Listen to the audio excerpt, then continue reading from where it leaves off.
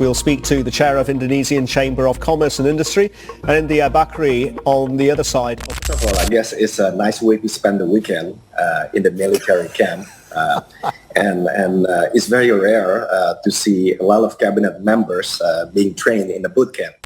Indonesia's new president, Prabowo-Gibran, has been on the job for less than 1 week, and many are waiting to see if he is able to deliver on his election promises. Let's bring in India Bakri, chairman of the Indonesian Chamber of Commerce and Industry, known locally as Kadin, also CEO and president, director of Bakri Brothers. He joins us now live.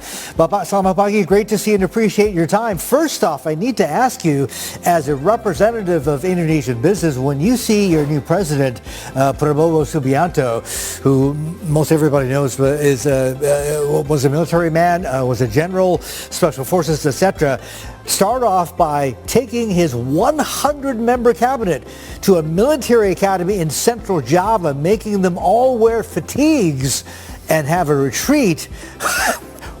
As a businessman, what do you think? First of all, I guess it's a nice way to spend the weekend in the military camp.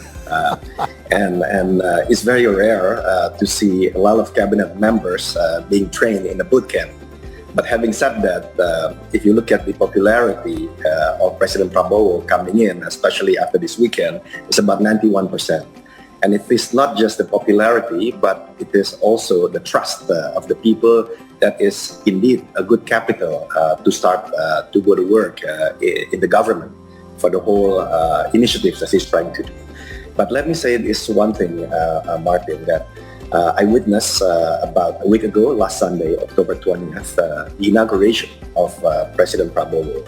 I think the transfer or the transition of leadership is very peaceful, promising, but also orderly. And I think it is a witness.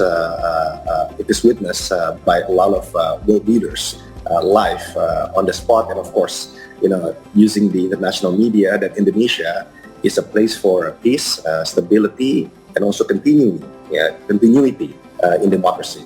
And I think it is, again, coming back as a good foundation that has been laid by the previous presidents. And plus, Pak Jokowi has also been very successful in the infrastructure of the country, from airports, ports, toll roads, and whatnot. But now it is a time to build upon it, especially the soft infrastructure. And I think that's what Pak Prabowo is trying to build. Mr. Bakri, this is JP Ong. Indonesia and Prabowo-Gibran has set a very ambitious goal of 8%. He wants to at least try to approach 8% growth for Indonesia to make sure you can meet those long-term development goals. But there is a concern that perhaps there are risks towards going after growth too quickly, and perhaps risks of overheating Southeast Asia's largest economy. What is the business sector or business community's view on this 8% target? Is it achievable without raising the risk of possible overheating, sir? Thank you for the question, JP. First of all, we believe it is possible, but in stages. If we look at our economic structure from the national budget, I would say about 60% is coming from domestic consumption and also government spending. Now, just in those two alone, we believe 5% is achievable, because Indonesia is a country of 285 million with a lot of buying power, which can increase over time. Just quickly on that, in the last 20 years, the GDP has grown from a little bit over 1,000 to a little bit over 5,000, 20 years, right? Now, the whole idea is to keep continuing the growth so that in 20 years we can be at $25,000 per capita. But buying power is very important, and domestic consumption is strong. And also the government spending, and with the first and the most important speech in the Prabowo's inauguration is to eradicate corruption. If you can eradicate corruption, you can certainly have efficiency in the national budget. So the government spending, whether this is for schools, whether that's for hospital, sufficiency of nutritious food to the people, I think this will definitely move the needle to go to the 5%. Now, to go to the 8%, we have to build trust in the investment community. FDI is very important. Domestic direct investment is very important, especially if those investments are smart investments with value additions that later on we can export the products, right? So you mentioned a little bit about the downstreaming. I think in the past of critical minerals, that's just one example. But the downstreaming of also agriculture is another example that can be good for food and also energy. So I think those type of investments can bring from 5% to 8%. And it has been done in the past also, especially during Pak Suharto era, that kind of growth is achievable in stages. And I think the government and the public sector is willing to work together to get there.